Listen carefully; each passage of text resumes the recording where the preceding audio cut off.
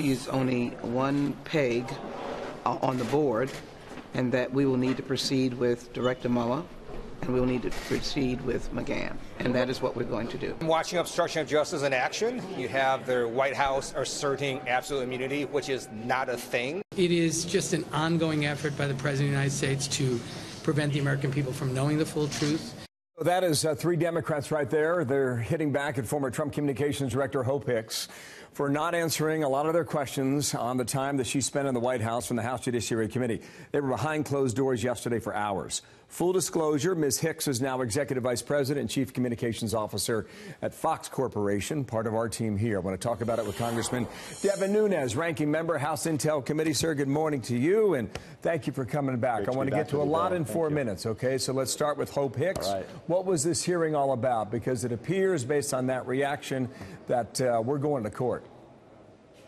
Well, it was a deposition taken behind closed doors. Now, remember, the House Intelligence Committee last year had her for many, many hours. She's been interviewed by the Senate. She's been interviewed by the Mueller team.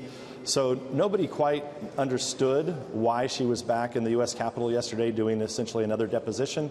My sources that were inside and did the interviewing said it was quite embarrassing to watch the Democratic congressman essentially ask Hope Hicks about her love life. I think that's very bizarre to have a bunch of old, pervy congressmen asking somebody who has no new information about her love life. I think the American people would be ashamed if they knew what actually happened in that room. That came up in that hearing room yesterday? That's the folks that I talked to are telling me. What's relevant about that? I have no idea. That's a good question. The president was with Sean last night by telephone, talked about subpoenas flying left and right. Listen.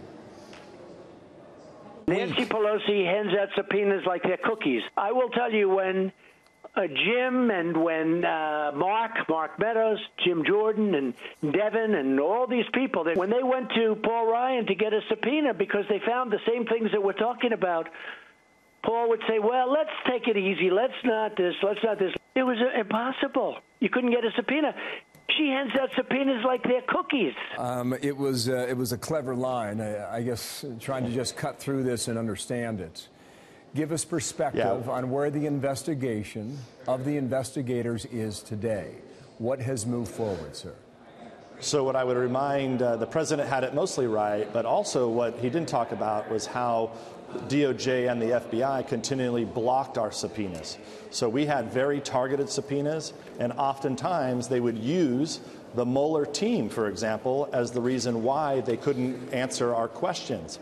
One of those questions is about the second scope memo. So remember, they had the first scope memo that didn't even meet the qualifications that Rod Rosenstein had signed in early 2017 that created Mueller in the first place. Coordination with the Russian government, correct, sir? Right. And then there was a second scope memo that we were not allowed to see. Finally, it went to court. A little piece came out about Paul Manafort. What we found out in that was it was based on the dossier. We long, as Republicans, said, wait a second, you have no evidence here of collusion. You used the dossier for the second scope memo. DOJ, FBI, stonewall us. Mueller stonewalled us. Now we've finally been able to see it. I can't go line by line what was in it, but I can tell you that the bulk of it, nearly in its entirety, it was based off the Steele dossier.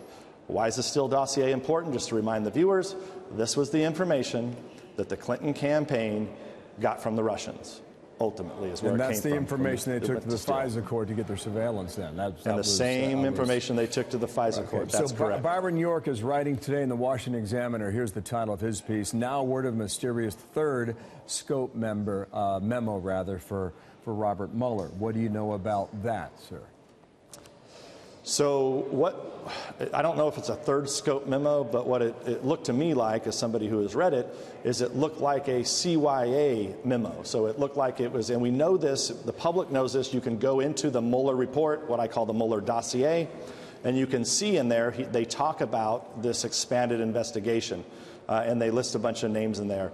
And so but it looks to me like they wanted a reason, there must have been a legal reason why they needed to add an addendum to this, because my guess is they expanded it so far and wide. And remember, by this time, this is in October, they already know there's no collusion.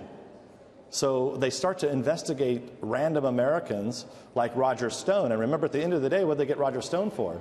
They got Roger Stone for lying to Congress. So why was Roger Stone put into anything like what they're saying? That we have no idea why he's in this. About 15 seconds left. I'm going to cut through that. A lot of things that happen between Election Day and Inauguration Day is something that Bill Barr is keenly focused on. In 15 seconds, right, sir, what do we ultimately find out what was going on? Yeah, we will get the full picture. That I am quite sure of, because we've sent over 8 criminal referrals to DOJ. I expect that some of those will be acted on, and I think the big question is how many people will ultimately be prosecuted in this. But I am confident we will get the full story. All right, sir. Thank you for your time. We'll speak again. Devin Nunes, the Republican from California. Thank you.